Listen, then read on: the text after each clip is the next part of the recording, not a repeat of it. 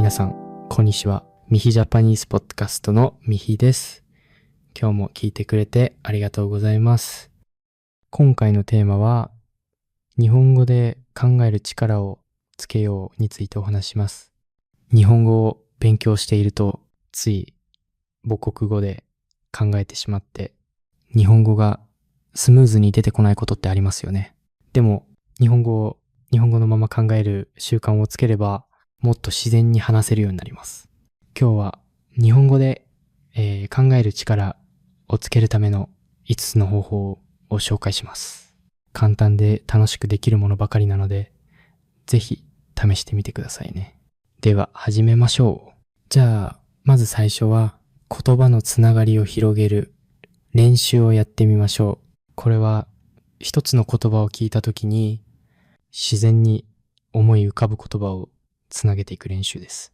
この言葉を聞いたら次に何が浮かぶかなと考えながら日本語のままで広げていくことがポイントです。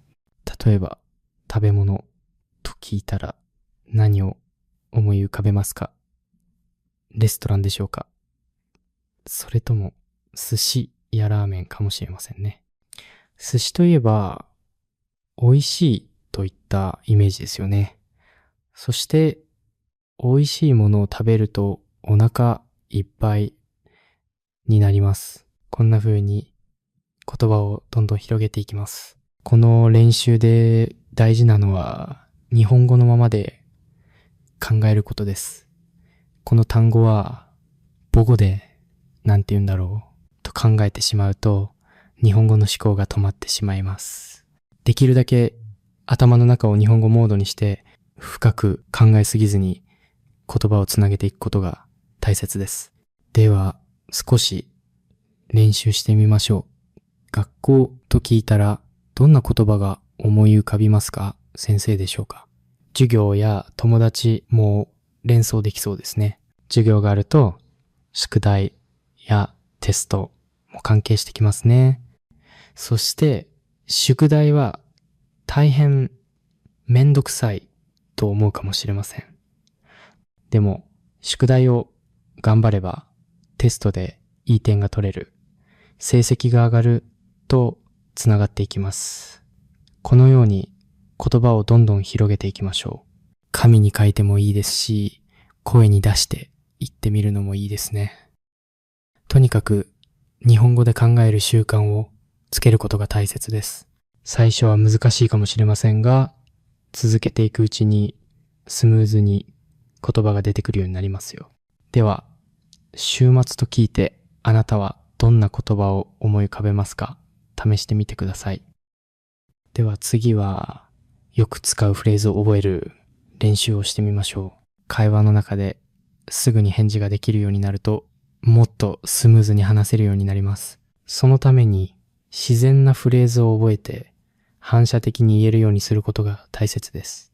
例えば誰かが話しているときにそうですねとうなずくだけでちゃんと聞いていますよという気持ちを伝えられます。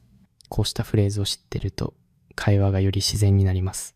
じゃあよく使うフレーズをいくつか見てみましょう。例えば誰かが話しているときにそうですねって言うと、わかりますみたいな感じで相手の話に共感していることが伝わりますよね。それから確かにこれもよく使いますよね。相手の話を聞いて、それは本当にそうだねって思った時に使えます。例えば友達が日本の夏ってすごく暑いよねって言ったら、確かにめちゃくちゃ暑いよねって返せば自然な会話になりますよね。あと、それはいいですね。誰かが来週旅行に行くんですとか言ったら、それはいいですねって返すと、いいね、楽しそうみたいな気持ちが伝わりますね。もう一つちょっと考えさせてください。すぐに答えられないときにっていうよりちょっと考えさせてくださいって言った方がちゃんとした感じになります。すぐには決められないけどちゃんと考えますよっていうニュアンスですね。こんな感じでよく使うフレーズを覚えておくと会話がスムーズになりますよ。ではこのフレーズをどうやって練習すればいいでしょうか。まずは声に出して何度も言ってみることが大事です。そしてドラマやアニメ、日本語の会話を聞くときに、ああ、今このフレーズ使ってたと意識してみましょう。実際に使う場面をイメージしながら練習すると自然に口から出るようになりますよ。次に日本語で会話するときに積極的に使ってみてください。例えば友達や先生と話すとき、相槌として使うだけでも会話がもっとスムーズになります。少しずつでいいので、覚えたフレーズを実際に使ってみましょう。きっと日本語がもっと話しやすくなりますよ。じゃあ次はもっと伝わる話し方を練習しよう。ただ普通に話すよりもちょっと特別な言い方をすると気持ちがもっと伝わりやすくなりますよ。例えばとても忙しいですっていうよりも、猫の手も借りたいくらい忙しいですっていうと、どれぐらい大変なのか聞いた人がすぐにイメージできますよね。他にもびっくりしましたじゃなくて、心臓が飛び出しそうでしたって言えば、どれくらい驚いたのかがもっと伝わりますね。すごく緊張しましたの代わりに、頭が真っ白になりましたっていうと、緊張しすぎて何も考えられなくなった感じがよくわかります。こんな風に少し言い方を変えるだけで気持ちがもっとしっかり伝わります。じゃあ、ちょっと考えてみましょう。とても寒いですって言いたいとき、どんな表現ができるでしょうか。例えば、凍えそうなくらい寒いですとか、まるで冷蔵庫の中に入るみたいですとか、いろいろ言えますよね。こういう言い方を知っておくと、会話がもっと楽しくなりますよ。アニメやドラマを見ながら面白い言い方だなと思ったら、ぜひメモしてみてくださいね。じゃあ次は気持ちを日本語で表現する練習です。ただ嬉しい、悲しいというだけじゃなくて、もう少し詳しく話せるようになると気持ちがもっと伝わりますよ。例えば嬉しいっていうだけじゃなくて、日本語のスピーチ大会で賞をもらえて本当に嬉しかったですっていうと、何があって嬉しいのかがちゃんと伝わりますよね。疲れたも同じです。今日は仕事がたくさんあってすごく疲れましたっていうと、どれぐらい大変だったのかがわかりやすくなります。他にも、例えば悲しいというよりも、ペットの犬が病気になってしまってすごく悲しいですみたいに理由をつけると、より自然な表現になりますね。こういう風に気持ちプラス理由で話すと会話がもっとスムーズになりますよ。じゃあもう少し練習してみましょう。楽しいと言いたいとき、どんな風に言えますか？例えば新しいゲームを友達と遊んですごく楽しかったですみたいに言うと、どんな楽しいことがあったのかが伝わりますよね。またドキドキするという表現も便利ですよ。例えば明日は初めてのアルバイトなのでちょっとドキドキしていますみたいに言うと、緊張している気持ちも伝えられます。こういう表現は日記を書くときにも役に立ちますよ。毎日少しずつでいいので、自分の気持ちを日本語で書いてみると自然に表現力がアップします。例えば今日は公園に行っていい天気でしたとか、久しぶりに友達とご飯を食べてすごく楽しかったですみたいに簡単な文でも大丈夫です。では早速やってみましょう。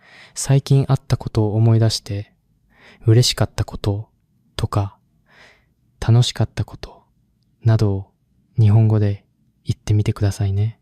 最後は実際の場面を想定して日本語を使う練習です。日本語を勉強しても実際の会話で使えないと意味がないですよね。だから日常でよくある場面を考えて、その場面でどう話すかを練習しましょう。例えばレストランで注文するとき、友達と食事に行って、すみません、カレーを一つお願いしますと言えたらスムーズに注文できますよね。おすすめはありますかと聞けばお店の人気メニューを知ることができるかもしれません。また、コンビニでの買い物も日本で生活するならよくある場面の一つです。レジでこのおにぎりをくださいと注文したり、温めてもらえますかとお願いしたりすることができれば買い物もスムーズになりますね。こういう場面を練習するには日本語の会話が聞ける動画を見るのがおすすめです。ドラマや YouTube で日本人がどんな風に話しているかを見てみましょう。そうすると自然な日本語が覚えられます。また、会話の練習には友達や先生と一緒に話してみるのもいいですね。レストランで注文するやコンビニで買い物をするなど場面を決めてやってみましょう。もし一人でも鏡の前でお店の人になったつもりで話してみると口が慣れてきます。毎日少しずつ日本語を使って練習するとだんだん上手になりますよ。じゃあ今日は日本語をもっと自然に話せるようになるための5つのポイントを練習しました。最初は言葉のつながりを広げる練習をしましたね。一つの言葉から関連する単語をどんどん広げていくと自然に言葉が出てくるようになります。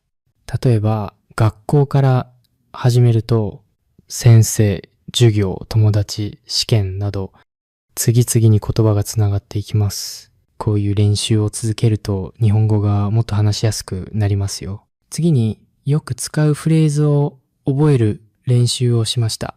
そうですねとか、それはいいですねみたいなフレーズを覚えておくとすぐに使えるようになります。